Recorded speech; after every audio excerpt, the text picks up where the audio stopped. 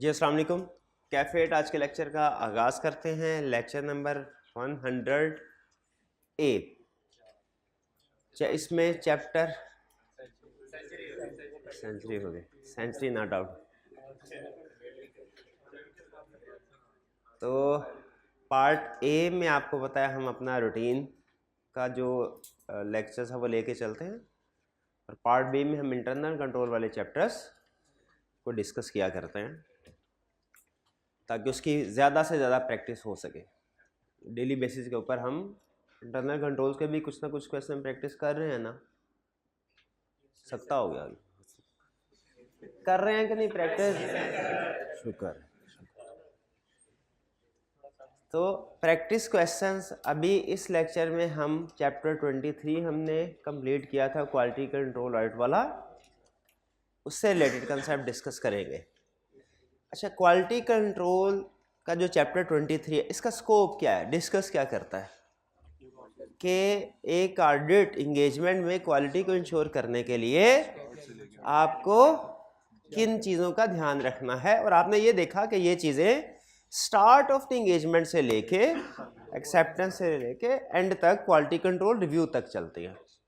ठीक है, in short वो ये चाह रहा है कि आपने ऑडिट में जितने भी प्रोसीजर एक्टिविटी स्टेप्स परफॉर्म किए हैं उन सब में आपने ये इंश्योर किया हो कि ISAs की रिक्वायरमेंट्स, कोड ऑफ एथिक्स की रिक्वायरमेंट्स और जो गुड क्वालिटी वर्क होना चाहिए उसके मुताबिक काम किया गया है। इसको हमने पढ़ लिया। इसमें आपको कौन सा लर्निंग ऑब्जेक्टिव मैंने बताया था एग्जाम पॉइंट ऑफ व्यू से प्रोबेबली सबसे ज़्यादा अहम है? हाँ जी, लर्निंग ऑब्जेक्टिव 6 इंगेजमेंट परफॉर्मेंस वाला। हाँ, बाकी पूछने को आपको पता है कि आप कहीं से भी क्वेश्चन पूछ सकता है, याद हमने सारा ही करना है। मैं भी वो डॉक्यूमेंटेशन में से पूछ ले कि बताइए क्वालिटी कंट्रोल रिव्यू की डॉक्यूमेंटेशन क्या है। बहरहाल, तो आपको होम असाइनमेंट के तौर पे 4 क्वेश्चन दिए थे, इन क्वेश्चन को डिस्कस करते हैं।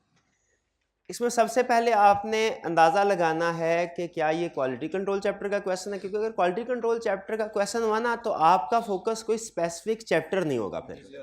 फिर आपने ब्रॉड लेवल पे सोचना है कि कोई भी इशू सामने आ सकता है किसी भी चैप्टर में से।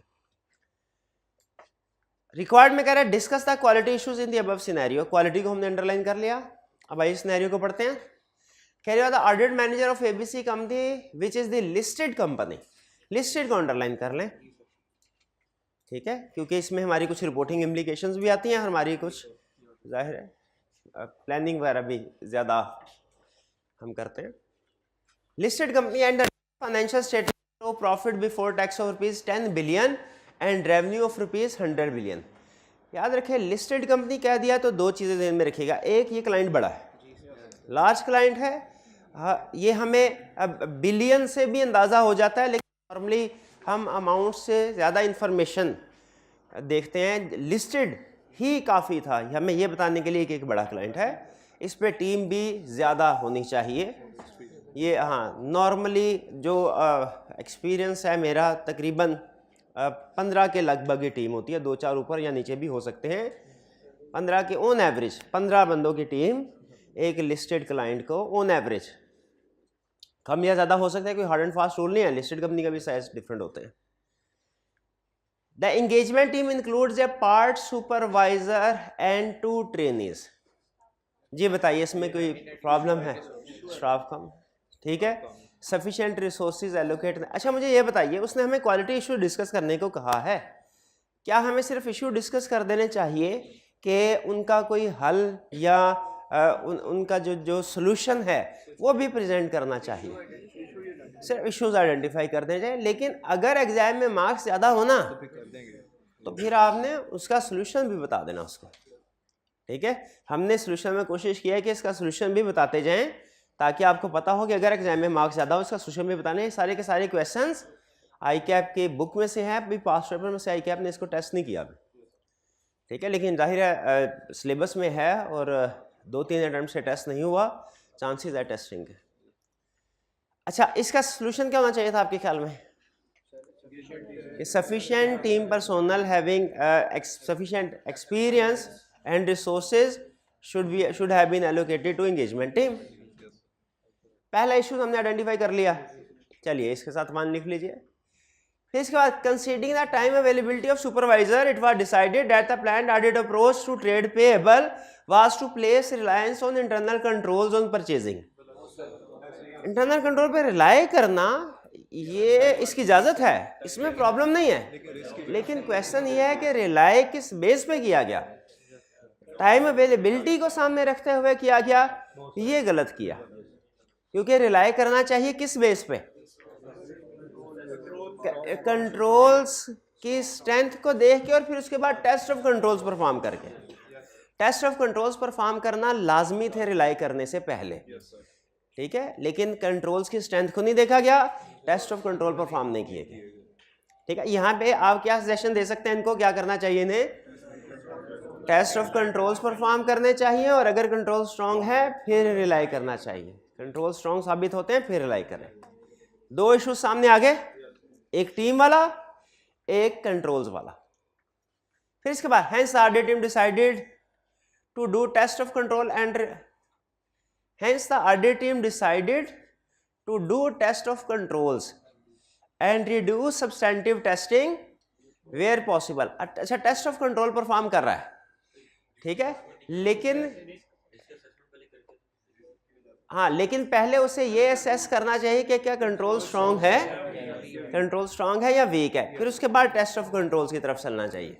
अगर इनिशियल असेसमेंट कंट्रोल स्ट्रांग की हो फिर टेस्ट ऑफ कंट्रोल करेंगे, वरना नहीं करेंगे। ये decision initial assessment of controls पे होता है, टेस्ट ऑफ कंट्रोल परफॉर्म करना है कि नहीं, टाइम अवेलेबिलिटी के ऊपर नहीं है। नेक्स्ट, एज पर delegation of authority manual the purchase order were required to be authorised by deputy manager procurement during test of, ये सिस्टम बता रहा है, पॉलिसी एंड प्रोसीजर बता रहा है कि हमारे बिजनेस में ये policy and procedure. During test of control it was identified by the audit team that at least 7 purchase orders had not been authorized by the deputy manager procurement। अब ये controls का चैप्टर्स आपने पढ़ रहे हैं, ये ऑथोराइजेशन क्या ये कंट्रोल एक्टिविटी होती है, ठीक है। और कौन कौन सी कंट्रोल एक्टिविटीज है, एग्जांपल बता सकते हैं, और कौन कौन सी कंट्रोल एक्टिविटीज होती हैं? सेग्रीगेशन ऑफ ड्यूटीज हैं, ऑथोराइजेशन है, नहीं वो जो कंट्रोल एक्टिविटीज की उसने हेडिंग दी हुई है, प्री नंबरिंग तो है, वो जो था मेन हेडिंग जो लर्निंग ऑब्जेक्टिव 2 था, एलिमेंट्स ऑफ इंटरनल कंट्रोल में कंट्रोल एक्टिविटीज की उसने एग्जांपल दी थी ना, segregation of duties, authorisation, performance review. शाबाश शाबाश, बिल्कुल ठीक है। तो ये हमें पता चल गया ये कंट्रोल वीकनेस है। इसका क्या करते हैं, कंट्रोल वीकनेस का क्या करते हैं, मैनेजमेंट को कम्युनिकेट करते हैं, अपना रिस्क इंक्रीज करते हैं, प्रोसीजर बड़ा। शाबाश, देखते हैं उसने क्या किया है।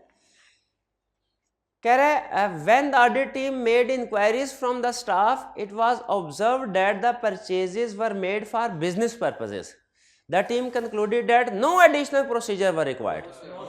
पता चला कि बिजनेस पर्पस के लिए ही है, तो कुछ प्रोसेस सही किया गया नहीं किया, क्यों सही नहीं किया, क्या करना चाहिए था, इसे कम्युनिकेट करना चाहिए था, अपना रिस्क इंक्रीज करना चाहिए था, अपने प्रोसीजर भी परचेजेस या क्रेडिटर्स के एरिया में इंक्रीज कर देने चाहिए थे। क्लियर? तो आपको समझ आ रहा है इसमें क्या क्या इश्यूज है। अब देखिए उसने इंटरनल कंट्रोल का भी पूछ लिया, उसने प्लानिंग का भी पूछ लिया, और अब ज़्यादा फोकस उसने इसी के ऊपर किया, इन दो इश्यूज को, ठीक है। लेकिन क्वालिटी का जब रिक्वायरमेंट में वर्ड आ जाए, इसका मतलब है पूरे ऑडिट में कहीं से भी वो इशू आपके सामने रख सकता है। क्लियर जी?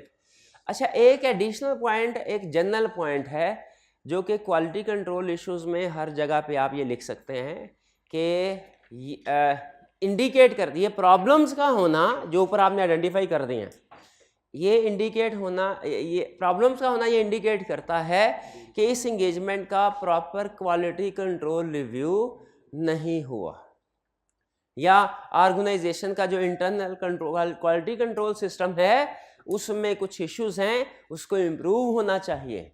क्योंकि अगर इनका खुद सोचिए, अगर इनका क्वालिटी कंट्रोल सिस्टम अच्छा होता, इनका क्वालिटी कंट्रोल सिस्टम अच्छा होता तो ये इशू सामने ना आते, ठीक है, तो आप एक जनरल वीकनेस भी एंड पे या जनरल क्वालिटी इशू भी एंड पे लिख सकते हैं कि अगर इस ऑडिट में ये इशू सामने आए हैं, इसका मतलब है इनका अपना जो क्वालिटी कंट्रोल सिस्टम है वो पुअर है। क्लियर?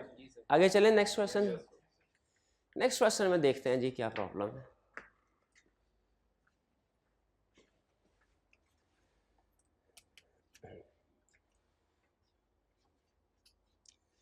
क्वेश्चन 2 कह रहे you are the audit manager of B, sorry सबसे पहले requirement, discuss the quality issues in the above scenario. Quality को अंडरलाइन कर ले, क्वालिटी इश्यूज को।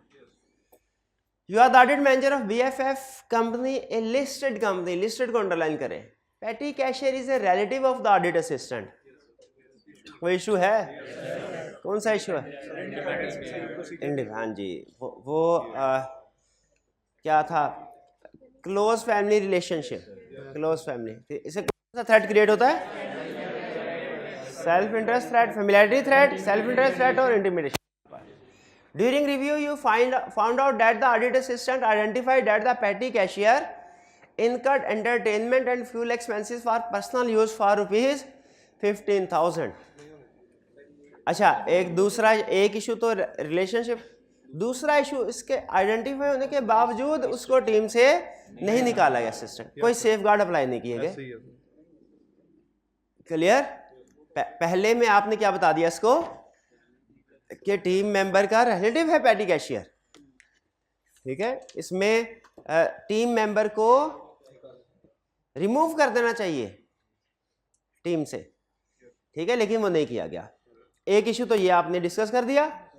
अच्छा, इसके बाद अब दूसरा इशू कि हाँ, उस पेटी कैशियर ने पर्सनल एक्सपेंसेस के लिए यूज किए हैं 15,000, इनकी ऑथराइजेशन होनी चाहिए थे।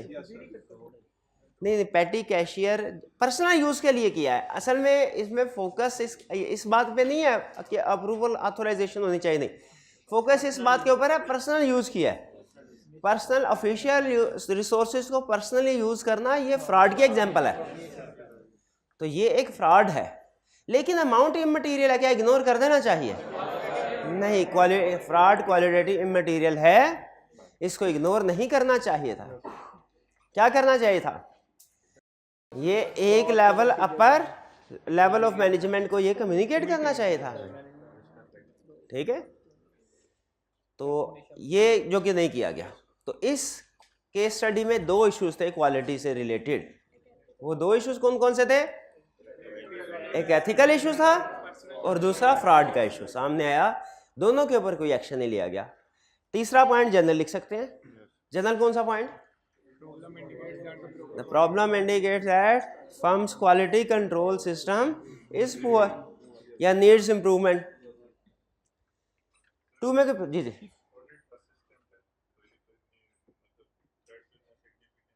हाँ, ऑडिट असिस्टेंट है, थ्रेट इतना सिग्निफिकेंट नहीं है, लेकिन क्या हमें डिस्कस ही नहीं करना? एग्जाम में आ गया फिर तो डिस्कस करना है ना। बिल्कुल आप सही कह रहे हैं। वो वैल्यूएशन जब हम करते हैं उसमें वैल्यूएशन ऑफ सिग्निफिकेंस के फैक्टर्स में है पोजीशन क्या इंडिविजुअल की।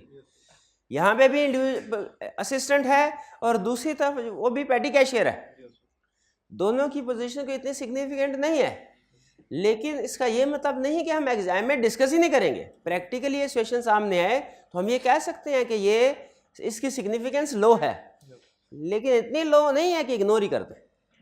एग्जाम में तो कोई भी इशू आ जाए केस स्टडी में, हम उसे इग्नोर नहीं करते।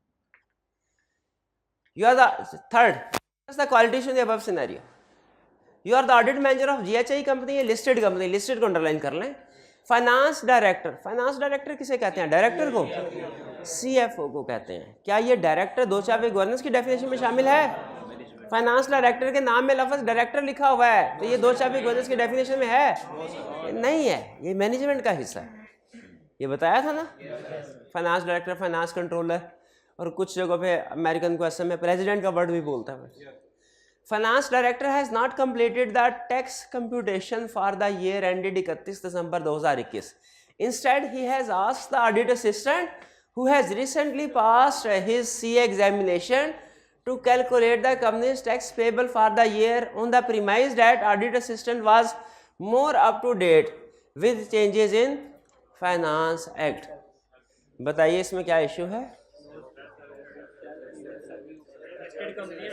हाँ जी, लिस्टेड कंपनी है, आप इसको टैक्स सर्विसेज प्रोवाइड नहीं कर सकते। ठीक है जी। इसमें और कोई इशू है? हाँ, कंपिटेंस क्लाइंट के उस पर डाउट क्रिएट होते हैं, लेकिन ये क्लाइंट की कंपिटेंस पे डाउट क्रिएट हो रहे हैं। क्लाइंट के लिए हम इंटेग्रिटी वैल्यूएट करते हैं और अपनी कंपिटेंस। अगर ये हमारे टीम मेंबर की कंपिटेंस का इशू होता ना, तो फिर हम कहते हैं कि इसको टीम का हिस्सा नहीं होना चाहिए था, ये कंपिटेंट नहीं है, कंपिटेंट रिसोर्स नहीं है। और क्लाइंट में इंटेग्रिटी का मसला होता है, फिर हम कमेंट करते हैं कि हम विड्रॉ करेंगे। ठीक है, यहाँ पे इसलिए कंपिटेंस, चूँकि क्लाइंट की कंपिटेंस हो तो हमारा रिस्क थोड़ा बढ़ जाता है। ठीक है, लेकिन हम इस पर कोई फर्दर विड्रॉल नहीं करते। कंपिटेंस ना होने की वजह से विड्रॉल नहीं किया जाता, इंटेग्रिटी की वजह से किया जाता। तो यहाँ पे आप ये इशू रेज कर सकते हैं कि क्लाइंट सफिशिएंटली कंपिटेंट नहीं है, इससे हमारा रिस्क इंक्रीज हो जाएगा, बस इतना, विड्रॉल की बात नहीं करनी। बड़ा रिस्क जो इसमें, बड़ा इशू जो इस सिचुएशन में है, वो कौन सा इशू है? कि लिस्टेड कंपनी को नॉन इंश्योरेंस सर्विस प्रोवाइड की जा रही है, जिसको कोड ऑफ एथिक्स अलाउ नहीं करता। क्लियर? ये थर्ड इशू। फोर्थ क्वेश्चन, फिर एक बड़ा क्वेश्चन। रिक्वायर्ड में कह रहा है comment on the quality of the planning and performance of the audit of company, discussing the quality control and other professional issues raised. जो भी क्वालिटी कंट्रोल इशू या फिर कह रहा है जो भी इशू आपको नजर आया, आपने इसको डिस्कस करना है। स्टार्ट करें जी।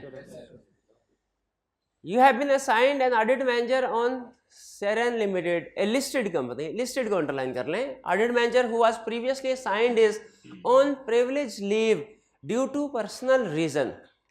प्रिविलेज लीव, हर एक को कुछ लीव्स अलाउ होती हैं।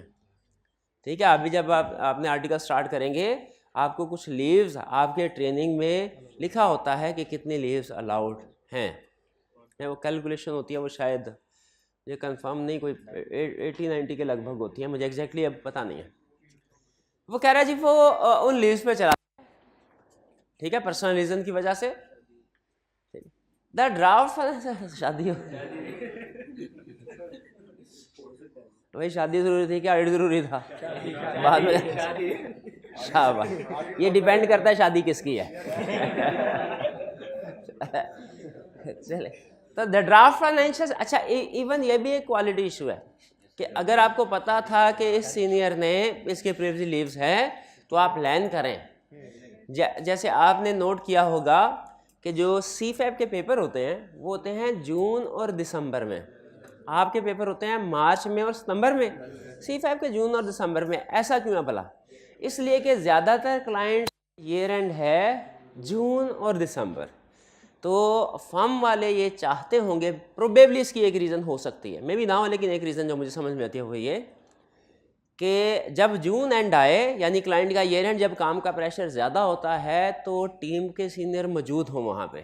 ठीक है, अपने पेपर दे के जून के पहले या दिसंबर के पहले दूसरे हफ्ते में क्लाइंट पे मौजूद हों, वरना वो फिर क्या करते हैं कि वो एक साइकोलॉजिकली टेंशन होती है ना, अगर उनके पेपर भी मार्च में होते हैं, तो जब जनवरी फरवरी में वो प्रेशर अरूज पे है, क्लाइंट फाइनलाइज हो रहा है, तो उस वक्त अपने पेपर की तैयारी कर रहे होते हैं।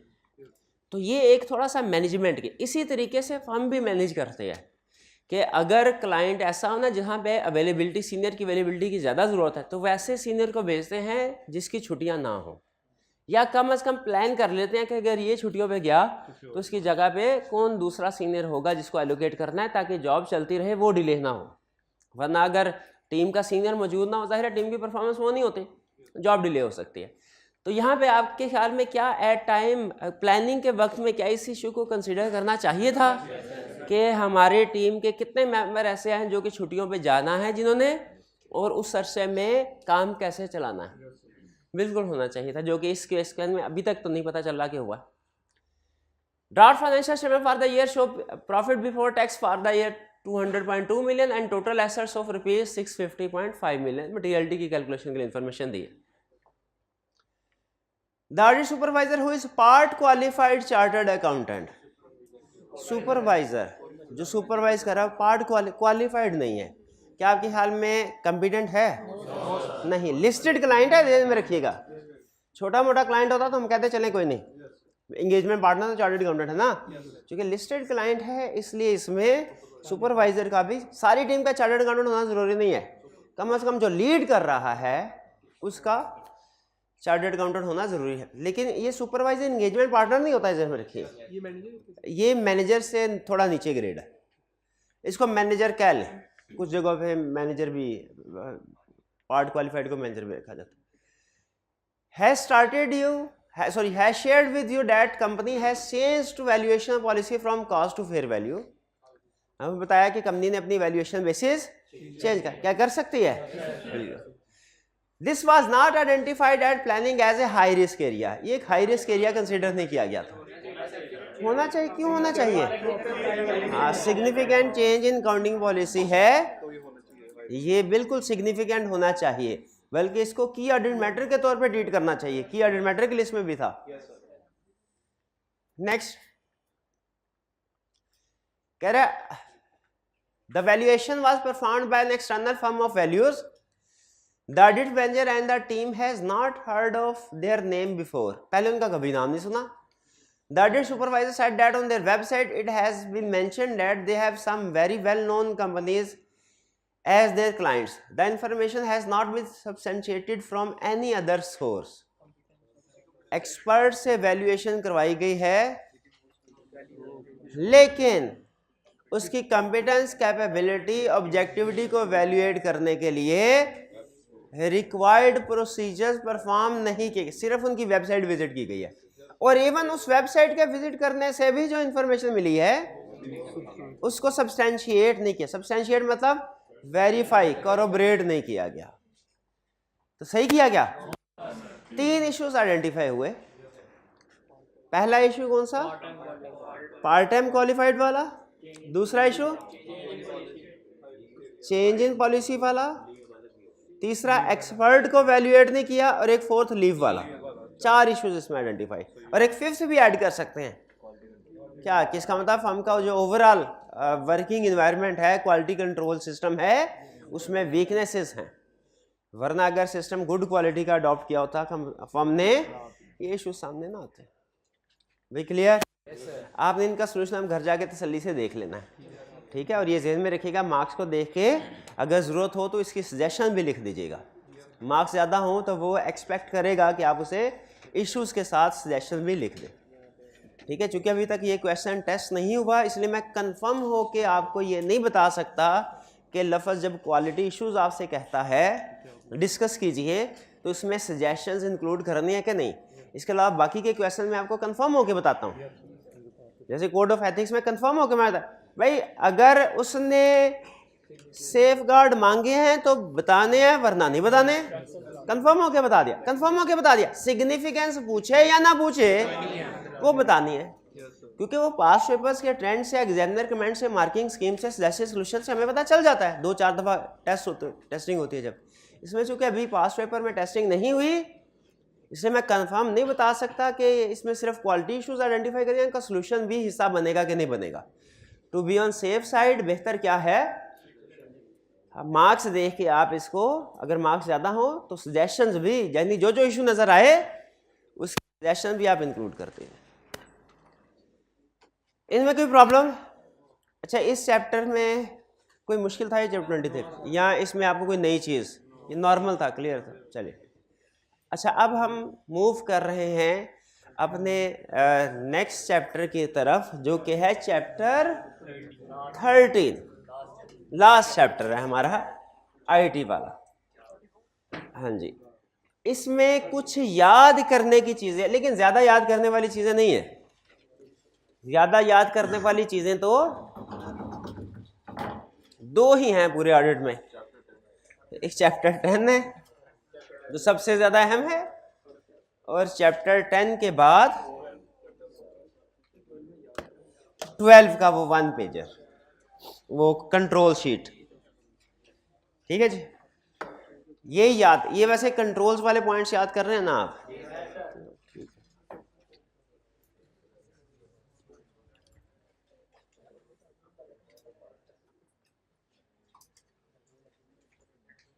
चलिए अब हम स्टडी करते हैं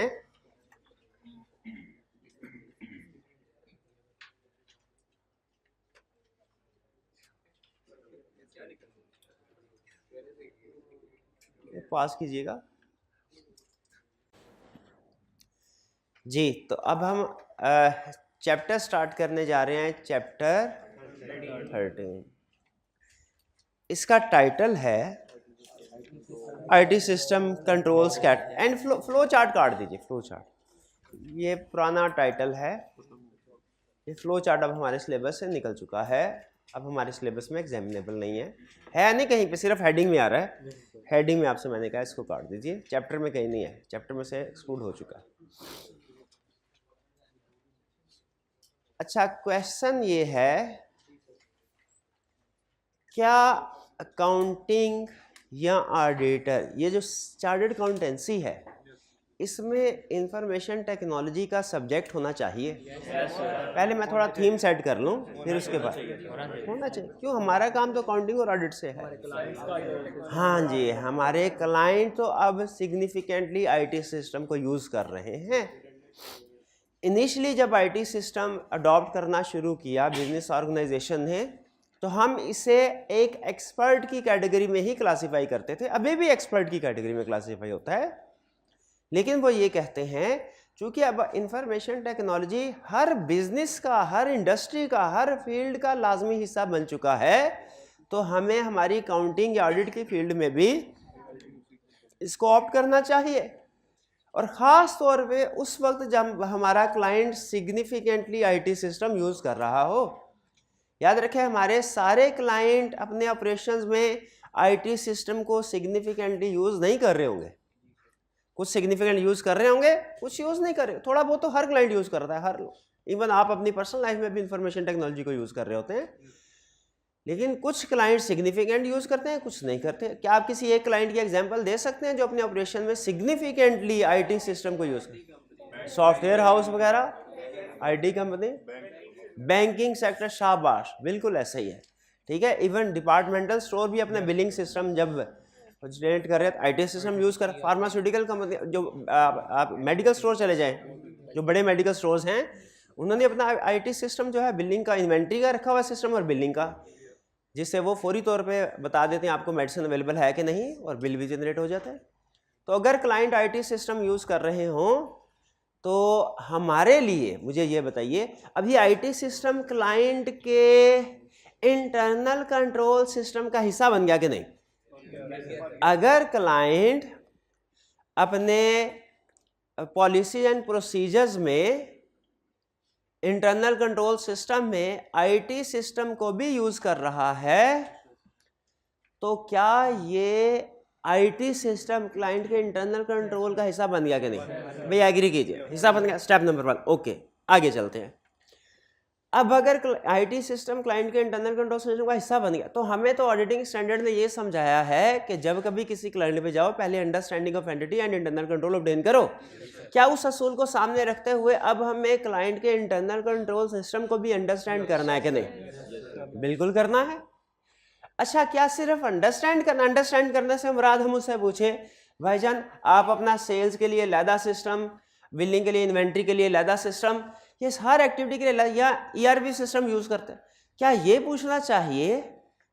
या कि ये अंडरस्टैंडिंग के बाद उस सिस्टम को टेस्ट भी करना चाहिए? अगर क्लाइंट कहे कि सिस्टम ठीक काम कर रहा है, तो क्या टेस्ट भी करना चाहिए?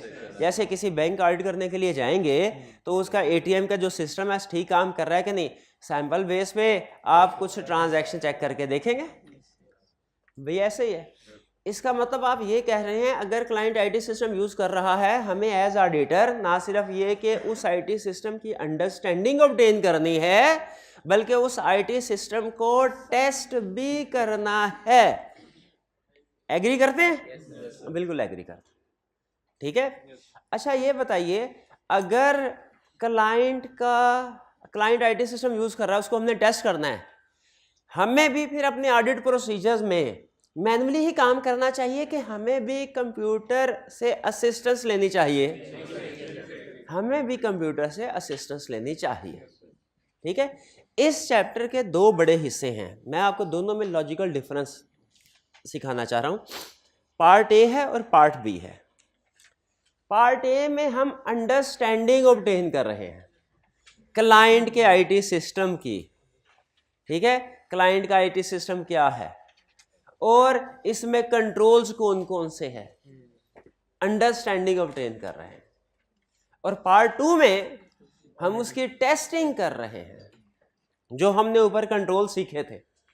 यानी इन रफली स्पीकिंग पार्ट ए को आप लिख सकते हैं अंडरस्टैंडिंग ऑफ आईटी कंट्रोल और पार्ट बी को लिख सकते हैं टेस्टिंग ऑफ आईटी कंट्रोल्स, ठीक है। और हमारी computer assisted audio techniques guess कीजिए किस पार्ट में यूज होंगी, पार्ट बी में, शाबाश, कंट्रोल टेस्टिंग, ठीक है।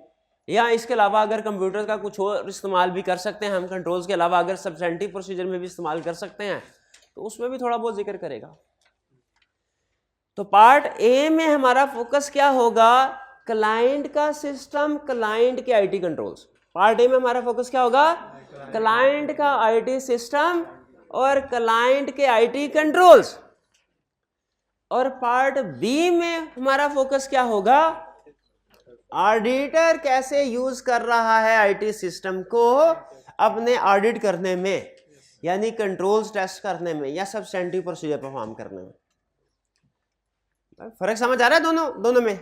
पार्ट ए में हम क्या करेंगे, फोकस किसके ऊपर होगा, क्लाइंट के ऊपर, कि क्लाइंट की एक्टिविटीज, आईटी से रिलेटेड सिस्टम क्या है और उससे रिलेटेड कंट्रोल्स क्या हैं क्लाइंट के। और पार्ट बी में कि ऑडिटर कैसे आईटी को यूज करता है अपने ऑडिट के दौरान में। दो चीजें। अब हम यानी यूं समझ लीजिए, पार्ट ए में आपने मैनेजमेंट बन के समझना है, पार्ट बी को आपने ऑडिटर बन के समझना है, ठीक है, ताकि आपका माइंडसेट सही ट्यून अप रहे। पहले कंसेप्ट आईटी कंट्रोल। देखें, आईटी सिस्टम क्लाइंट अगर यूज कर रहा है तो हर सिस्टम के कुछ ना कुछ कंट्रोल्स भी होते हैं, क्योंकि हर सिस्टम में रिस्क ऑफ एरर तो होता ही है, और जहां पे रिस्क ऑफ एरर हो उसको रिड्यूस करने के लिए, मैनेज करने के लिए कंट्रोल्स भी होते हैं। तो हमें सबसे पहले वो बता रहा है टाइप्स ऑफ कंट्रोल्स। सबसे पहले क्या बता रहा है, टाइप्स ऑफ कंट्रोल। कंट्रोल्स की टाइप्स को हम दो तरह से पढ़ सकते हैं। एक है टाइप के कंट्रोल किस स्टेज ऑफ ट्रांजैक्शन पे लगाया गया, क्या कंट्रोल ट्रांजैक्शन के स्टार्ट पे ही लगा दिया गया ताकि गलत किस्म की ट्रांजैक्शन आगे जाए ही ना, या कंट्रोल्स ट्रांजैक्शन में दरमियान में कहीं लगाया गया, ठीक है, ताकि अगर कोई चीज है तो वो सामने आ जाए, डिटेक्ट हो जाए, या के एंड पे, यानी जब वो इवेंट हो गया, सामने भी आ गया, अब उसको करेक्ट कैसे करना है उस पर्पस के लिए लगाया। तो कंट्रोल की पहली क्लासिफिकेशन है कि आपका पर्पस क्या था, क्या एरर को प्रिवेंट करना, एरर को डिटेक्ट करना या एरर को करेक्ट करना। क्योंकि इंटरनल कंट्रोल कोई सा भी हो उसके पर्पस यही होते हैं, प्रिवेंट, डिटेक्ट, करेक्ट। आपने इंटरनल कंट्रोल की डेफिनेशन पढ़ी है कहीं पे? हाँ, उसकी डेफिनेशन में क्या ये तीन अल्फाज आ रहे थे, प्रिवेंट, डिटेक्ट, करेक्ट। उसका मतलब दुनिया का हर कंट्रोल जो है, ये असल में तीन अल्फाज नहीं, तीन टाइप्स ऑफ इंटरनल कंट्रोल थे। जरा देख लें क्या चैप्टर 12 में था। चैप्टर 12 में देखें इंटरनल कंट्रोल की अगर ये है तो इसको लैदा प्रिवेंट को लैदा, डिटेक्ट को लैदा, करेक्ट को लैदा अंडरलाइन कर लें कि इंटरनल कंट्रोल की डेफिनेशन में ये तीन अल्फाज सिर्फ अल्फाज नहीं है बल्कि टाइप्स ऑफ कंट्रोल्स हैं। ठीक है जी, कि किस पर्पस के लिए कंट्रोल्स को अप्लाई किया गया, प्रिवेंटिव, डिटेक्टिव, करेक्टिव। क्लियर? फिर इसके बाद एक दूसरी टाइप भी है क्लासिफिकेशन की, कंट्रोल्स को किस लेवल पे कंट्रोल्स को अप्लाई किया गया। कुछ कंट्रोल्स ऐसे होते हैं जो सिर्फ उसी एरिया के लिए होते हैं। अच्छा, आईटी की लैंग्वेज में ना, आईटी की लैंग्वेज कुछ थोड़ी डिफरेंट होती है, इसमें हम कुछ स्पेसिफिक टर्म्स यूज़ करते हैं तो आईटी जिसे हम नॉर्मल लैंग्वेज में एरिया कहते हैं ना, आईटी की लैंग्वेज में उसे कहते हैं एप्लीकेशन। तो अगर मैं आपसे कभी बोलूँ ना सेल्स एप्लीकेशन, तो आपने परेशान नहीं होना मुश्किल सा लफ्ज़ क्या है। ये आईटी वाले ना मुश्किल, कंसेप्ट सिंपल ही होता है, अल्फाज इनके मुश्किल होते हैं। ये कभी इनसे प्रैक्टिकल भी बात करके देख लेना, वो छोटे सा एक कंसेप्ट होगा, उसको ऐसे बना कर पता नहीं क्या जिन काम करना है, करना कुछ भी नहीं होता, यानी ज़्यादा क्रिटिकल नहीं। तो सेल्स एप्लीकेशन का मतलब क्या, सेल्स है। तो कंट्रोल्स की एक क्लासिफिकेशन है कि क्या कंट्रोल सिर्फ किसी स्पेसिफिक एप्लीकेशन के लिए है या कि बहुत सी सारी एप्लीकेशंस के लिए, ठीक है, एक क्लासिफिकेशन ही है। तो अब हम कंट्रोल्स की टाइप्स को स्टडी करने लगे हैं। पहली टाइप, पहली क्लासिफिकेशन, ये दो तरह से क्लासिफाई किया। जैसे कॉस्ट काउंटिंग में पढ़ते होंगे आप, यहाँ पढ़ा होगा कि कॉस्ट को डिफरेंट टाइप्स में क्लासिफाई करते हैं, कभी मैन्युफैक्चरिंग कॉस्ट, कभी सेलिंग कॉस्ट, फिर उसके एक और क्लासिफिकेशन है, फिक्स्ड है, वेरिएबल है, फिर मार्जिनल है, एब्जॉर्प्शन वगैरह वगैरह। उसी तरह कंट्रोल्स को हमने दो हिस्सों में दो तरह से क्लासिफाई। एक क्लासिफिकेशन क्या है कि controls preventive, detective and corrective हो सकते हैं। कंसेप्ट दोनों के इंतहाई आसान है, दोनों। प्रिवेंटिव कंट्रोल का मकसद क्या है, एरर को अकर होने से ही रोकना, कि स्टार्ट में फर्स्ट प्लेस यानी स्टार्ट में ही अकर होने से रोकना कि एरर हो ही ना। इन कंट्रोल का मकसद क्या होता है कि एरर अकर ही ना हो, ठीक है।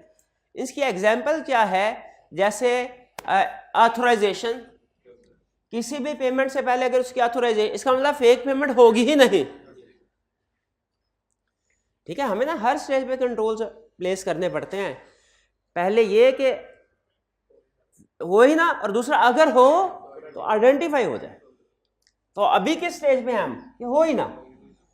दूसरी एग्जांपल सेग्रीगेशन ऑफ ड्यूटी, अगर एक ट्रांजैक्शन में एक से ज्यादा लोग इन्वॉल्व हैं, एक करना भी चाहेगा, अब जैसे sales order department fake sale record करना भी चाहे, तो जो इनवाइसिंग डिपार्टमेंट है वो कहेगा भाई गुड डिस्पैच नोट तो है नहीं, मैंने इनवाइस बनाता, ठीक है। अगर जो परचेज डिपार्टमेंट वाला है वो फेक परचेज रिकॉर्ड करना भी चाहे ताकि उसकी पसंद के बंदे को पेमेंट हो जाए और बाद में आधी आधी कर लें, अकाउंट्स डिपार्टमेंट वाले कहेगा मैंने कंप्लीट ऑर्डर ट्रेल के बगैर परचेज की एंट्री रिकॉर्ड करनी ही नहीं, पहले जीआरएन लेके आओ फिर रिकॉर्ड करता हूं। वो एंट्री रिकॉर्ड होगी क्या, खुद सोचे, परचेज सिस्टम में अगर जीआरएन नहीं है एक ट्रांजैक्शन का, अकाउंट्स डिपार्टमेंट वाला रिकॉर्ड करेगा उसको, वो नहीं करेगा। इसीलिए सेग्रीगेशन ऑफ ड्यूटी से इंश्योर हो जाता है क्योंकि फेक ट्रांजैक्शन रिकॉर्ड ही ना हो, ठीक है। Segregate authorise. Access controls, access controls क्या होते हैं, एक्सेस कंट्रोल जी हमने एप्लीकेशन कंट्रोल में पढ़ना है, लेकिन अभी कंसेप्ट बिल्ड कर रहा हूं ताकि बाद में आसानी हो। हमारे ऑर्गेनाइजेशन में, बल्कि ऑर्गेनाइजेशन को छोड़े, ये भाईजान का ये आईटी सिस्टम है ना, इसमें आईटी सिस्टम में हार्डवेयर भी होता है, सॉफ्टवेयर भी होता है, और एक तीसरी चीज भी होती है जो इन दोनों से ज्यादा अहम है, वो है डाटा। शाबाश। तो कंप्लीट आईटी सिस्टम में तीन चीजें होती हैं, याद रखिएगा, ये हार्डवेयर, सॉफ्टवेयर और डाटा। अच्छा, अब इसको सोचिए, अब एक्सेस कंट्रोल क्या है कि इनके एसेट्स जो हैं इनको अनऑथोराइज पर्सन की पहुंच में ना हो।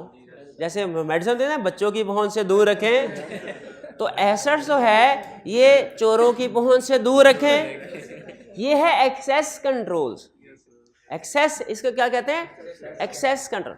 अब एक्सेस कंट्रोल्स दो तरह के होते हैं, वो जो ना बच्चों की पहुंच से दूर रखें, वो ऊपर करके कहीं रख दिया मेडिसिन को, वो है फिजिकल एक्सेस कंट्रोल, ठीक है।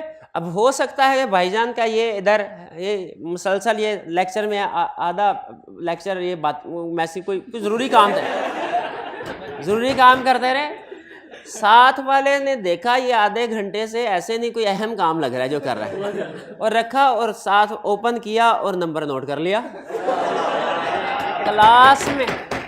क्लास में मोबाइल यूज़ करने का सबसे बड़ा रिस्क है, बता रहा हूँ, बाद में बड़ी बड़ी लड़ाइयाँ होती है। क्यों, आप अपने आपको होश ही नहीं होता दाएं क्या चल रहा है बाएं क्या चल रहा है, कुछ तो दाएं बाएं वाला था ना वैसे। तो इसलिए क्लास में अगर आप कॉन्फिडेंशियलिटी को इंश्योर करना चाहते हैं तो मुझे क्या एतराज़ है, मुझे तो कोई मसला नहीं है, समझाना मेरा काम था। तो हाँ तो मेरा गूगल लेंस है तो ये क्या इन्होंने क्या किया, अपने देखें हार्ड अपनी नज़र के सामने रखा, फार इनके हाथ में है ये, इसका फिजिकल एक्सेस कंट्रोल गुड है, लेकिन अगर ये पासवर्ड इनको लगा देते हैं तो पासवर्ड का लगाना ये कौन सा कंट्रोल है, लॉजिक। पासवर्ड का लगाना फिजिकल एसेट्स को प्रोटेक्ट नहीं करता, इनटेंजिबल एसेट्स को प्रोटेक्ट करता है। तो इन शॉर्ट हमारे एसेट्स दो तरह के होते हैं, एक है आईटी वर्ल्ड में एक फिजिकल एक टेंजिबल और एक इनटेंजिबल। हमें कौन से वाले एसेट्स को प्रोटेक्ट करना है, दोनों को। टेंजिबल एसेट्स को प्रोटेक्ट करने के लिए फिजिकल एक्सेस कंट्रोल होते हैं, जो फिजिकली किसी को हमारे एसेट्स अनऑथराइज्ड पर्सन को करीब नहीं आने देते, और इनटेंजिबल एसेट्स को प्रोटेक्ट करने के लिए लॉजिकल एक्सेस कंट्रोल होते हैं, ठीक है। जैसे पासवर्ड वगैरह आप डिफरेंट ऑर्गेनाइजेशन में देखें, वहां पे जो उनका बाजू का वो आईटी रूम होता है उसमें लिखा होता है फॉर ऑथोराइज्ड पर्संस ओनली। ये control for authorised persons only, unauthorised person physical access control. और अगर आप चले भी जाएं, आपने कंप्यूटर को ऑन किया, देखा आगे पासवर्ड लगा हुआ था, लॉजिकल एक्सेस कंट्रोल। क्लियर। तो फिजिकल और तो एक्सेस कंट्रोल्स जो हैं ये प्रिवेंट करते हैं, ये क्या करते हैं, प्रिवेंट करते हैं, वो चोरी नहीं होने देंगे, ना फिजिकल फॉर्म में ना आपके डाटा की शक्ल में। ये एक्सेस कंट्रोल समझ आ गया, जो विच रिस्ट्रिक्ट एक्सेस, किसी अनऑथराइज्ड पर्सन को हमारे एसेट्स तक एक्सेस नहीं देंगे, पहुंचने नहीं देंगे। दो टाइप्स हैं इसकी, फिजिकल और लॉजिकल। तो ये प्रिवेंटिव। एक दफा जरा प्रिवेंटिव के कंसेप्ट को जहन में रखे, एग्जांपल्स मैच करें, सारी मैच होती हैं। क्लियर। अब आगे चलते हैं। डिटेक्टिव कंट्रोल्स कौन से हैं, ऐसे कंट्रोल्स जो अक्कर होने से नहीं रोकते, बल्कि अक्कर होने के बाद उनको आइडेंटिफाई करते हैं। उनको जैसे आपके सिस्टम पे, आपके कंप्यूटर पे आपने पासवर्ड लगाया कि छोटा भाई गेम्स खेलता रहता है, आपने तो ऑनलाइन लेक्चर लेने होते हैं, पासवर्ड लगाया, ये लॉजिकल एक्सेस कंट्रोल था, ये प्रिवेंटिव था, डिटेक्टिव या करेक्टिव, प्रिवेंटिव था, ठीक है। अब छोटे भाई ने भी गैस कर लिया या किसी दिन देख लिया कि पासवर्ड क्या है, अब पासवर्ड उसने लगाया और फिर उसके बाद उसने गेम्स खेलना शुरू कर दी। क्या आपको बाद में शाम को जब आप लाइब्रेरी से वापस घर आए, आपको पता चल सकता है किसी तरीके से, कैसे, स्क्रीन टाइम, बैटरी टाइम से, हिस्ट्री से, ये ज्यादा सिस्टम हिस्ट्री को कहते हैं हम आईटी की लैंग्वेज में लॉग या सिस्टम लॉग। सिस्टम लॉग से पता चल सकता है आपको। तो सिस्टम लॉग कौन सा कंट्रोल है, डिटेक्टिव कंट्रोल, जो प्रिवेंट नहीं करेगा, आइडेंटिफाई करेगा कि कोई एरर अकर हो चुका है। हम प्रैक्टिकली गैस कीजिए, प्रिवेंटिव कंट्रोल्स अप्लाई करते हैं कि डिटेक्टिव, दोनों करते हैं। शाबाश। केवल तो कोई प्रिवेंट, क्योंकि आपको पता है कोई भी कंट्रोल 100% परफेक्ट नहीं होता, ये आईटी के दुनिया का असूल है, कोई भी सिस्टम 100% परफेक्ट नहीं है, ठीक है। ये हिस्ट्री ऑफ हो तो इसका मतलब आपके कंट्रोल्स वीक हैं। तो ये है सिस्टम लॉग, इसको कहते हैं सिस्टम लॉग्स। इसके अलावा रिकंसिलिएशन, अच्छा ये तो आईटी का कंट्रोल्स था। अब आपको एग्जांपल देता हूं मैनुअल वर्क के। पेमेंट होने से पहले सीएफओ की तरफ से कोई भी बैंकिंग चेक की पेमेंट होगी, सीएफओ ऑथराइज करेगा, प्रिवेंटिव कंट्रोल। अच्छा इसके बाद मंथ एंड में बैंक रिकंसिलिएशन बनेगी, उसमें अगर कोई ऐसी पेमेंट है जो बैंक से हो चुकी है लेकिन सीएफओ ने ऑथराइज नहीं की थी, कैश बुक में नहीं आ रही, आइडेंटिफाई हो जाएगी। तो बताइए रिकंसिलिएशन कौन सा control, detective control. Reconciliation error होने से रोकेगा नहीं, लेकिन जो फेक पेमेंट, 2 नंबर पेमेंट्स पूरे महीने में हो चुकी है उनको डिटेक्ट करेगा। ये हमारा डिटेक्टिव कंट्रोल हो गया। इसी तरह एक्सेप्शंस रिपोर्ट। एक्सेप्शन रिपोर्ट क्या है, ये हम कंट्रोल्स वाले टॉपिक में जब स्टडी करेंगे उसमें मैं ज़्यादा डिटेल में आपको समझाऊंगा। एक्सेप्शन रिपोर्ट का मतलब ये होता है कि जब कोई अनएक्सपेक्टेड इवेंट अकर हो तो वो रिपोर्ट जनरेट होती है जो कि रेलिवेंट ऑफिसर को, जो जिसको भी हमने एलोकेट किया होता है, इन्फॉर्म करती है कि सर ये ट्रांजैक्शन गलत है। यह होता है एक्सेप्शन रिपोर्ट। इसको आज जो कंट्रोल वाले लेक्चर में वो था ना प्रीसेट लिमिट, प्रीसेट, उसके साथ रिलेट करके एक्सप्लेन करूंगा, वहां पे मुझे आप याद करवाइएगा सर ये प्रीसेट लिमिट के साथ आपने एक्सेप्शन रिपोर्ट को रिलेट करना है। ठीक है, तो एक्सेप्शन रिपोर्ट बेसिकली नाम से जाहिर है जब कोई एक्सेप्शन अकर हो जाती है उसके बाद रिपोर्ट बनती है, और उसमें लिखा होता है कि क्या मसला है ताकि हम उसके ऊपर एक्शन ले सकें, क्या करना है। फिर है करेक्टिव कंट्रोल्स। करेक्टिव कंट्रोल का पर्पस क्या है? जब एरर डिटेक्ट हो चुका है उसको करेक्ट भी तो करना है। जब पता चल गया कि चोरी हुई है, फेक पेमेंट की है कैशियर ने सीएफओ की अप्रूवल के बगैर, अब उसके खिलाफ डिसिप्लिनरी मैकेनिज्म, डिसिप्लिनरी एक्शन लेना चाहिए। डिसिप्लिनरी एक्शन क्या हो सकता है? डिसिप्लिनरी एक्शन ये हो सकता है उसके खिलाफ एफआईआर करवाई जाए, उससे पैसे रिकवर करवाए जाए, उसे जॉब से निकाल दिया जाए। एक केस स्टडी में उसने कहा सीएफओ ने छोटी अमाउंट थी इसलिए सीएफओ ने कैशियर को वार्निंग देके छोड़ दिया। क्या सही किया? इमटेरियल फ्रॉड, वो टेस्ट कर रहे होते हैं, अगली दफा बड़ा फ्रॉड करके निकल जाते हैं। तो इसीलिए डिसिप्लिनरी मैकेनिज्म जब कभी कोई भी एरर हो याद रखे जरूरी होता है। ठीक है, ऑडिट में माफी की गुंजाइश नहीं है। अगर किसी ने गलती की है ना पहली, उसको दूसरी गलती का मौका नहीं देना। हर एक फील्ड का अपना अपना पर्सपेक्टिव है, मैंने तो सिर्फ ऑडिट पढ़ाना है आपको। हाँ ठीक है, तो ऑडिट में क्या है? माफी नहीं है। माफी का मतलब है किसी ने एक दफा गलती की है, कोई जुर्म किया है, फ्रॉड किया है, देखिए एरर हो तो उसके ठीक है, उसको सिखाना है, वो नॉर्मल है। फ्रॉड की माफी नहीं है। फ्रॉड किया तो उसके खिलाफ एक्शन और डिसिप्लिनरी मैकेनिज्म लेना चाहिए। फिर कंटिन्यूटी ऑफ ऑपरेशन। अच्छा, एक फर्ज कीजिए ऑर्गेनाइजेशन अपने जितना भी ट्रांजैक्शन उसका बैकअप क्रिएट कर रही है। बताइए बैकअप आपके ख्याल में प्रिवेंटिव कंट्रोल्स है, डिटेक्टिव के करेक्टिव? पर्पस को ध्यान में रखना है तीनों कंट्रोल्स के। कौन सा कंट्रोल है? करेक्टिव। शाबाश। क्यों, कैसे करेक्टिव है? इनके सारा जो सिस्टम डाटा डिलीट हो गया वो रिकवरी करने में, रीस्टोर करने में काम आएगा। बिल्कुल, इसे कहते हैं हम कंटिन्यूटी ऑफ ऑपरेशंस। इसे क्या कहते हैं? कंटिन्यूटी ऑफ ऑपरेशन में बहुत सी एग्जांपल आएगी, बैकअप उसकी एक एग्जांपल है। ठीक है, बैकअप, या अगर आपको continuity of operation for the time being मुश्किल लग रहा हो ना तो इसको काट के बैकअप भी लिख सकते हैं, डाटा बैकअप। ठीक है, तो यहाँ इसे बाजू आते कंटिजेंसी प्लान भी कहते हैं।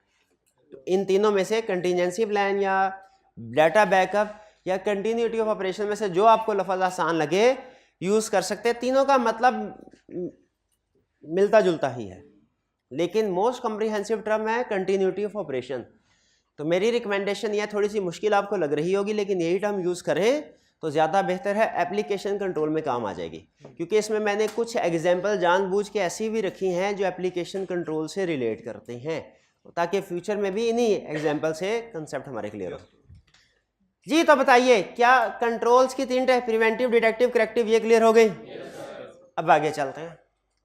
कंट्रोल्स की और टाइप्स, जनरल कंट्रोल्स और एप्लीकेशन कंट्रोल। एप्लीकेशन कंट्रोल्स कौन से हैं? जो स्पेसिफिक इंडिविजुअल ट्रांजैक्शन से रिलेट करते हैं, जो स्पेसिफिक इंडिविजुअल ट्रांजैक्शन से, जैसे ऐसे कंट्रोल जो सिर्फ सेल्स से रिलेट करते हो, ऐसे कंट्रोल जो सिर्फ परचेजेस से रिलेट करते हैं एक एप्लीकेशन से, और वो कंट्रोल जो सारे के सारे सिस्टम से रिलेट करते हो। ये कंसेप्ट, अल्फाज शायद थोड़े से डिफरेंट होंगे, आईटी है ना, लेकिन ये कंसेप्ट 99% वही है जो risk at financial risk level, सही कह रहे हैं, वही, और वही है जो एक और, ये कंसेप्ट वही है जो, गैस कीजिए, आईटी जनरल कंट्रोल्स और आईटी एप्लीकेशन कंट्रोल का कंसेप्ट वैसा ही है जैसा कि, शाबाश, कंट्रोल एनवायरनमेंट और control activities. Control activities particular area से रिलेट करें, कंट्रोल एनवायरनमेंट ओवरऑल पूरे। तो ये आईटी की वर्ल्ड में भी कुछ कंट्रोल्स ऐसे हैं जो पूरे ओवरऑल सिस्टम से रिलेट करते हैं, जो बहुत सी एप्लीकेशन, तकरीबन सारी एप्लीकेशन से रिलेट करते हैं। उन्हें हम क्या कहते हैं? General control. और जो स्पेसिफिक एप्लीकेशन से रिलेट करते हैं, एप्लीकेशन कंट्रोल। छोटी सी एग्जांपल, आप कंप्यूटर इंस्टॉल करते हैं, एक है ऑपरेटिंग एक सॉफ्टवेयर है विंडोज, वो भी एक तरह से सॉफ्टवेयर है, प्रोग्राम है, ऑपरेटिंग सिस्टम है। और एक है MS ऑफिस, वर्ड है, ये एक्सेल है। अब कुछ कंट्रोल्स वर्ड के हैं कि उसने 2 मिनट के बाद ऑटो सेव करना है डॉक्यूमेंट को, ये कंट्रोल है। बैकअप क्रिएट करते रहना है, ये कंट्रोल है, ठीक है। और कुछ कंट्रोल्स है विंडोज के कि उसने अपना सिक्योरिटी सिस्टम अपडेट करते रहना है, ये कंट्रोल है, ताकि नए आने वाले वायरस से प्रोटेक्शन हो सके। अब जो विंडोज से रिलेटेड कंट्रोल्स है वो किस कैटेगरी में आएंगे? जनरल, क्योंकि विंडोज सिर्फ एक एप्लीकेशन ओवर, वो सारे सिस्टम की इफेक्टिव फंक्शनिंग में उसको सपोर्ट कर रही है। और जो वर्ड से रिलेटेड कंट्रोल्स हैं वो सिर्फ वर्ड से रिलेटेड है, उनका एक्सेल को कोई फायदा है नहीं, लेकिन विंडोज के कंट्रोल्स का एक्सेल को फायदा है। फर्क समझ रहे हैं? अच्छा, आप मुझे ये बताइए, हमें किसी क्लाइंट पे अगर जाएं, वो आईटी सिस्टम यूज कर रहा है, क्या हमें आईटी कंट्रोल्स को अंडरस्टैंड करना चाहिए? करना चाहिए, बिल्कुल ठीक। फिर इसके बाद आगे बताइए, पहले कौन से कंट्रोल्स को अंडरस्टैंड करें? General control application. अगर जनरल कंट्रोल इफेक्टिव है, एप्लीकेशन कंट्रोल, और अगर जनरल कंट्रोल इनफेक्टिव है, फिर एप्लीकेशन कंट्रोल्स की तरफ जाए ही ना। शाबाश। क्यों? खुद बताएं, अगर विंडो, मेरे पास एक विंडो थी, वो करप्ट नहीं होगी, वो अब वो कोई 15-20 मिनट के बाद वो ऑटोमेटिकली रीस्टार्ट हो जाती थी।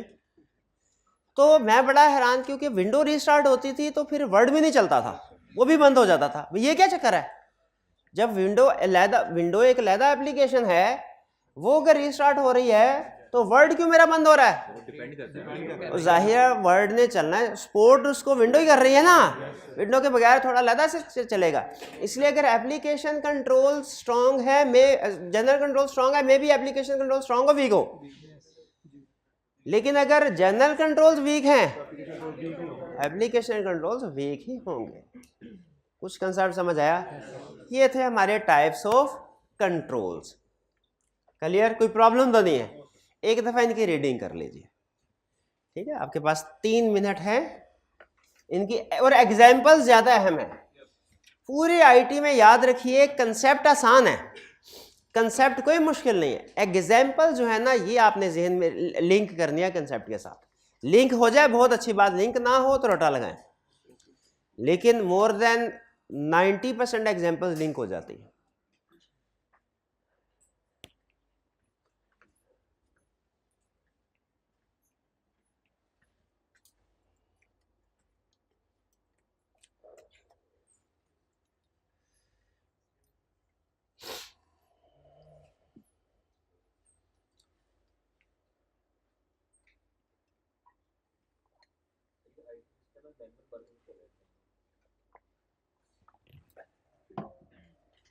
रीडिंग टाइम के एंड पे क्वेश्चन।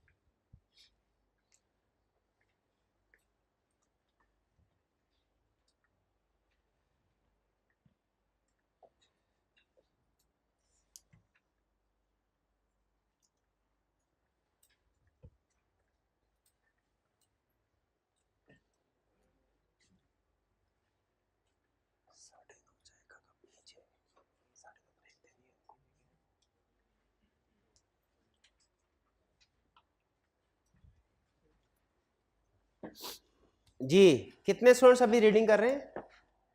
हाँ तकरीबन सबने कर लिए जी। क्वेश्चन पूछिए, क्या पूछ रहे थे आप? ये आईटी सिस्टम है, इसमें मैनुअल कंट्रोल्स भी आ रहे हैं। जैसे सिस्टम लॉग तो हमें चले समझ में आता है, आईटी कंट्रोल्स हैं। ये रिकन्सिलिएशन जो है ये मैनुअल कंट्रोल का। वो एक लतीफ़ा याद आ गया, बचपन में सुना था, वो हंसी तो नहीं आएगी आपको, उम्मीद है पूरी, लेकिन फिर भी याद आ गया तो मैंने कहा चलें कोई नहीं। बहुत ही सुस्त कोई आदमी था भाई के जैसा, और इन भाईजान का एक बड़ा ही एफिशिएंट साइंसदान दोस्त था। एक दिन साइंसदान बड़ा खुश आया दोस्त के पास, लेजी दोस्त के पास, कहने लगा तुम्हारे लिए मैंने एक ऐसी इजाद की है तुम खुश हो जाओगे। वो लेजी दोस्त, सुस्त दोस्त था, कहने लगा क्या? उन्होंने कहा मैंने एक ऐसी मशीन इजाद की है तुम उसका बटन दबाओगे वो हर काम कर देगी। तो वो कहने लगा बटन तो मुझे ही दबाना पड़ेगा ना।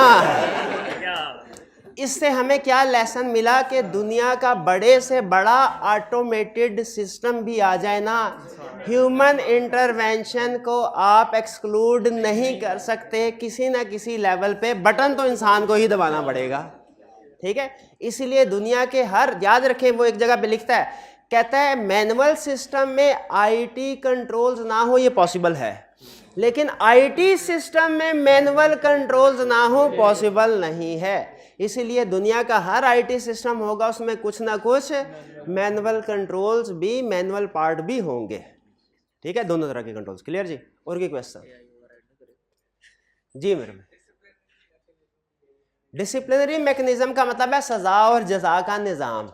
क्या वो ये रहा है कि ऑर्गेनाइजेशन में जब तक अगर कोई गलती करता है, कंट्रोल्स के वायलेशन करता है, अगर आपने उसको सजा ना दे तो दूसरे लोग भी उसकी देखा देखी कंट्रोल्स की वायलेशन करेंगे। और ऐसे होता है, ऐसे होता है। आपको एग्जाम्पल सेट करना पड़ती है। अगर आपने एग्जाम्पल सेट की है जी, किसी एक ने वायलेशन की, आपने उसके खिलाफ सख्त एक्शन लिया, दूसरे भी अलर्ट हो जाएंगे, वो कहेंगे ठीक है हमने कंट्रोल्स की वायलेशन नहीं करने। लेकिन अगर आपने किसी एक को एक्सेप्शन दे दी तो फिर माफ़ी दे दी, फिर दूसरे भी कहेंगे सर हमें भी वहाँ। तो इसीलिए डिसिप्लिनरी मैकेनिज्म का मतलब ये है सज़ा और जजा का निज़ाम, कि अगर विद इन द ऑर्गेनाइजेशन कोई एम्प्लॉय कंट्रोल वायलेशन करता है उसे सज़ा मिलनी चाहिए। क्लियर जी? अच्छा, अब इसके बाद हम चल रहे हैं नेक्स्ट कंसेप्ट की तरफ, जो कि है आईटी जनरल कंट्रोल्स। ये हम अब बाकी के जो पार्ट ए में हमने क्या स्टडी करना पड़ा, आईटी जनरल कंट्रोल की एग्जांपल्स और आईटी एप्लीकेशन कंट्रोल्स की एग्जांपल्स। पार्ट 1 में हमने क्या स्टडी, अब देखिए लर्निंग ऑब्जेक्टिव 2 और 3 यही है ना। पार्ट 1 में उसने आपको टाइप्स बता दी, और सॉरी लर्निंग ऑब्जेक्टिव 1 में टाइप्स बताई हैं, और लर्निंग ऑब्जेक्टिव 2 और 3 में वो आपको एग्जांपल्स बता रहा है। पहले कौन सी एग्जांपल है?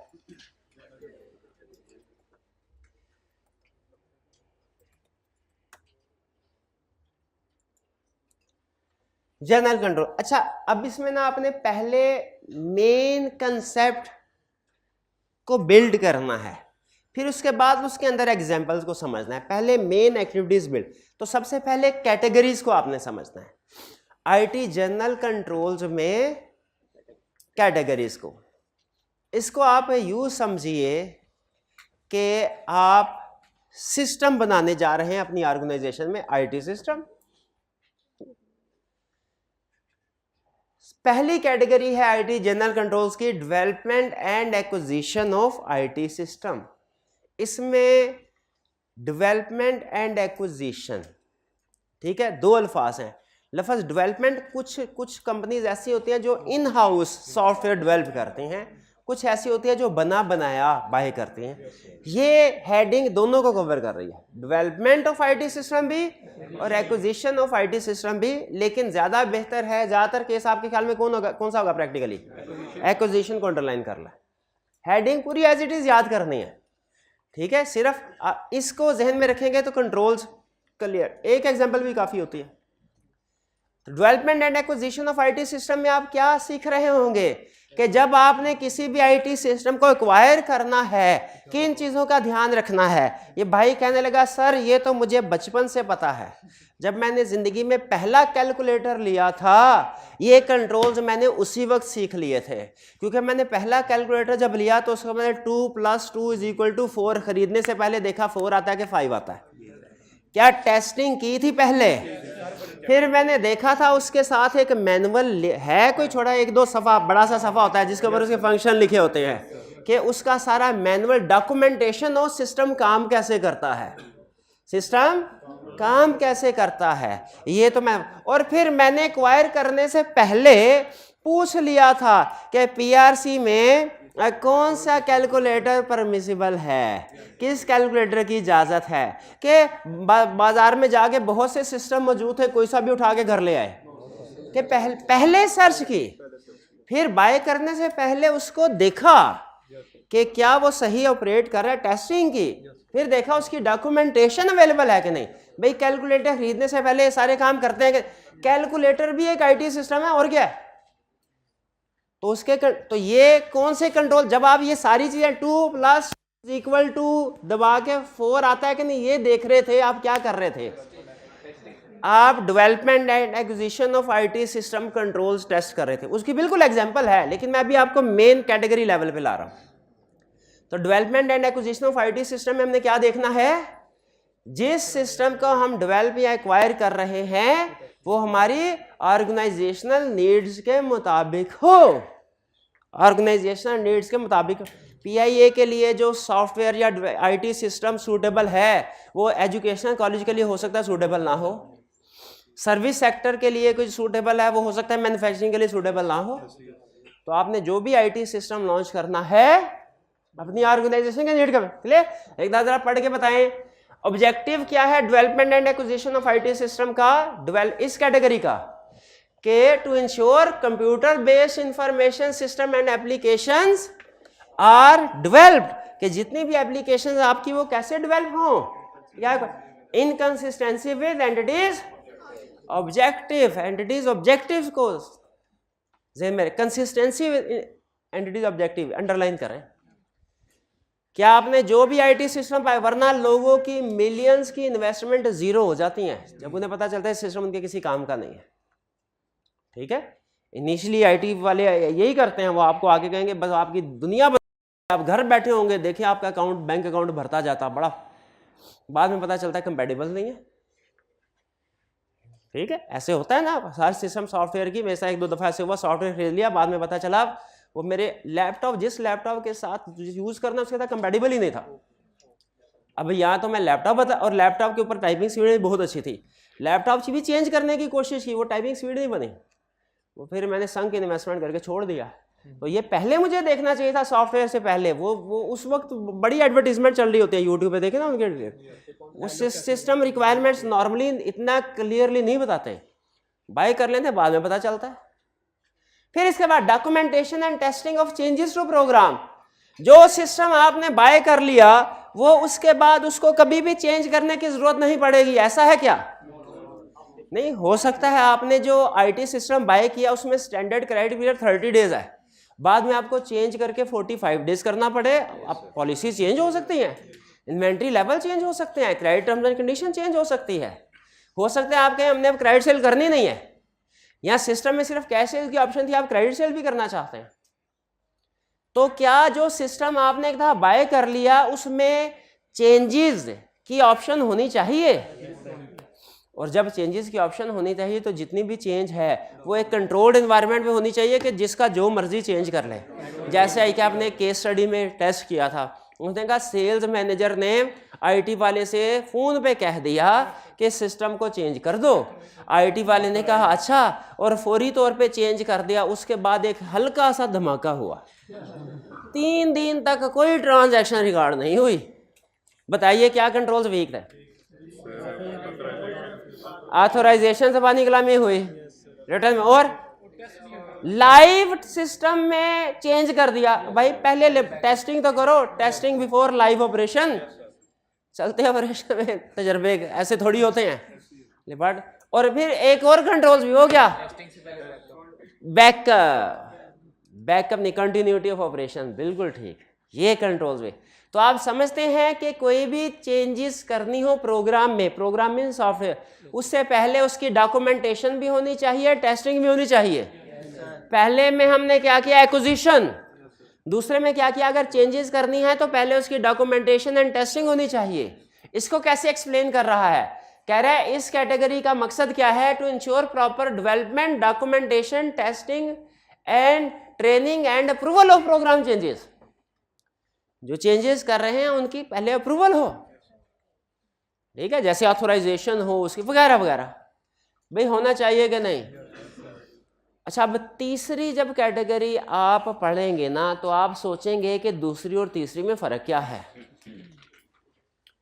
तीसरी कैटेगरी है prevention and detection of unauthorised changes to program and data file.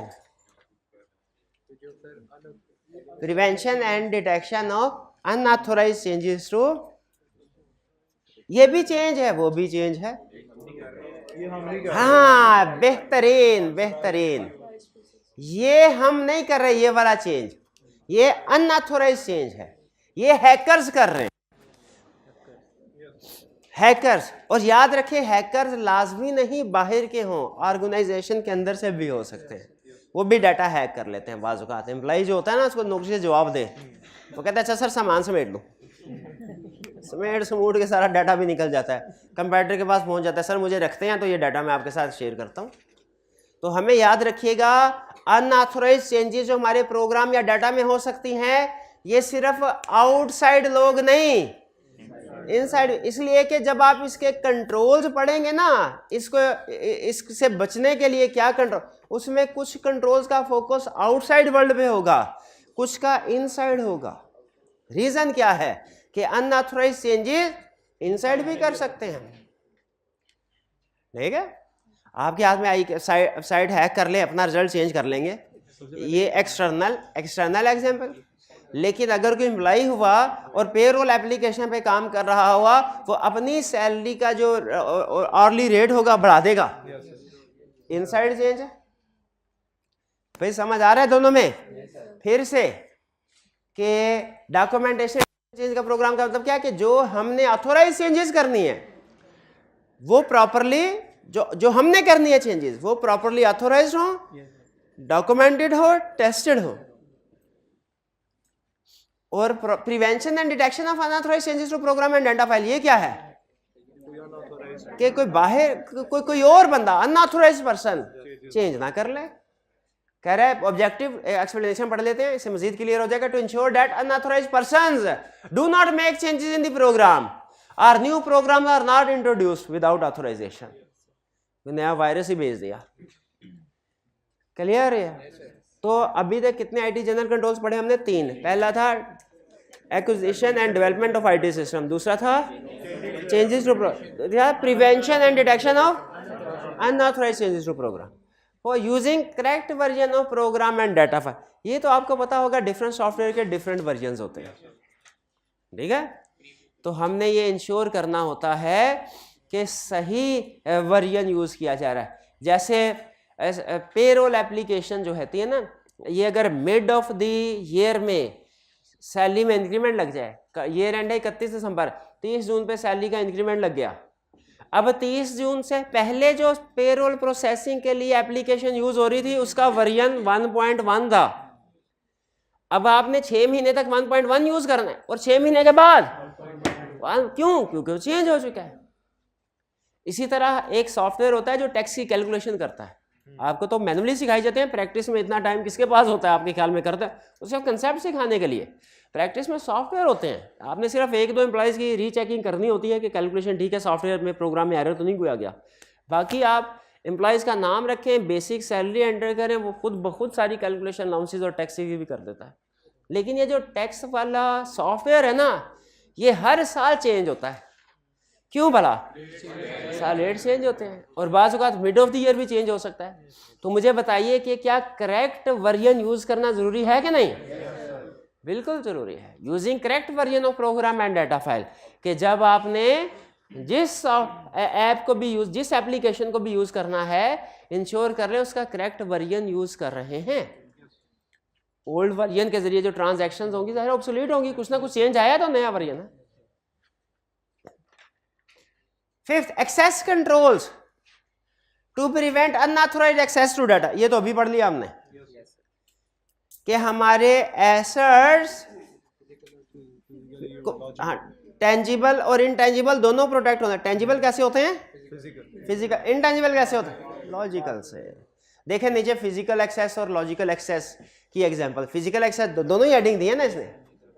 और फिर इंश्योर कंटिन्यूटी, ये लो ये तो अभी बैकअप है, बैकअप शैकअप, बैकअप के अलावा भी कंट्रोल्स है ना, ठीक है। ये 6 कैटेगरीज कौन कौन सी? आईटी जनरल कंट्रोल की 6 कैटेगरीज को